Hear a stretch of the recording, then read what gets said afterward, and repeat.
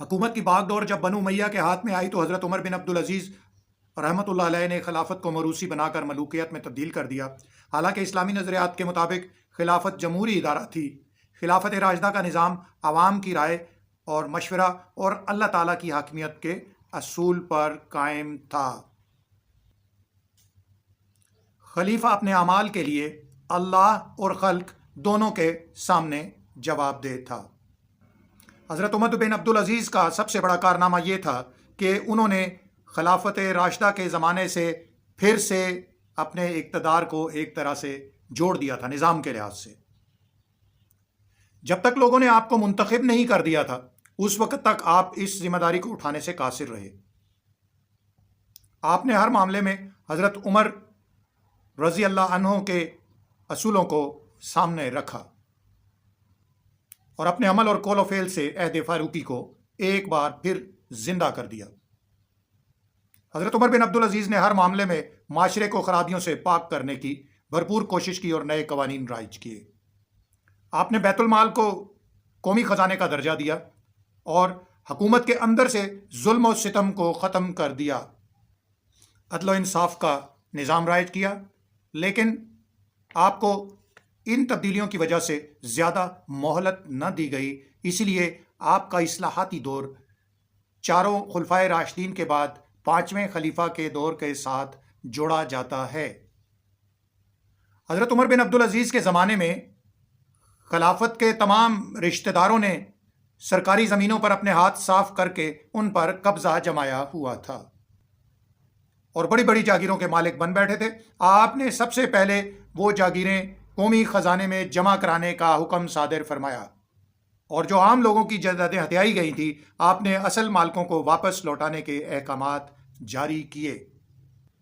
جو سخت بے اعتدالیاں ہو چکی تھیں انہیں دوبارہ نارملائز کرنے کی کوشش کی اور تمام لوگوں کی جو نقد جمع پونجی قبضے میں لی گئی تھی اس دور میں اسے بھی واپس کرنے کا اعلان کروایا اور عملی جامہ پہنایا۔ جو بادشاہ کے خاندان کے لوگ تھے ان کے تمام کے وظائف بند کر دیے اور ایک عام انسانوں جتنا وظیفہ ان کا جاری کر دیا گیا۔ اس کی وجہ سے تمام ملک میں جو ان کی سلطنت کے زیر سایہ آتا تھا سب لوگوں کو وظائف ملنا شروع ہو گئے برابری کی بنیاد پر۔ حضرت عمر بن عبدالعزیز نے ان تمام حکام کو معزول کر دیا جو رعایا پر ظلم و ستم کیا کرتے تھے۔ ایک حاکم نے آپ کو یہ خط لکھا کہ اس عوام کو کوڑے اور سختی کے علاوہ کوئی چیز درست نہیں کر سکتی۔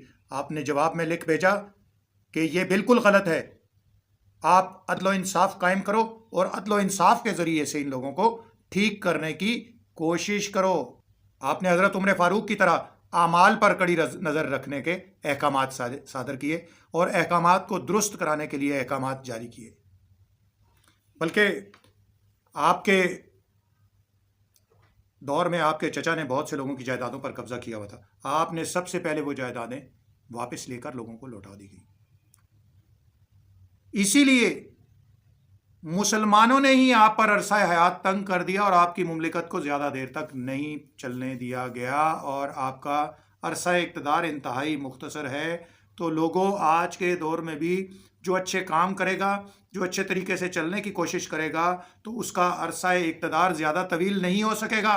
ہاں اگر منافقت کے ساتھ سب کا رکھ رکھاؤ، رشوت کا بازار گرم رہے، لوٹ مار جاری رہے، ذخیرہ اندوزوں کی بھی سپورٹ ہوتی رہے، لوٹ مار کرنے والوں کی بھی سپورٹ ہوتی رہے اور بڑے بڑے جاگیرداروں کی سپورٹ ہوتی رہے تو آپ اپنے اقتدار کا دورانیہ طویل کر سکتے ہیں، مگر ایسا کوئی حاکم اب ہمیں میسر نہیں ہے۔ اسی لیے ان کا عرصہ اقتدار بہت تھوڑے عرصے پر ہونے کے باوجود تاریخ میں ہمیشہ سنہرے حروف میں لکھا جائے گا۔ خاص طور پر اسلامی تاریخ کے اندر نئے نئے قوانین بنائے اور بہت عدل و انصاف قائم کیا آپ نے۔ کاش ہمیں آج بھی حضرت عمر بن عبدالعزیز جیسا کوئی حاکم مل جائے۔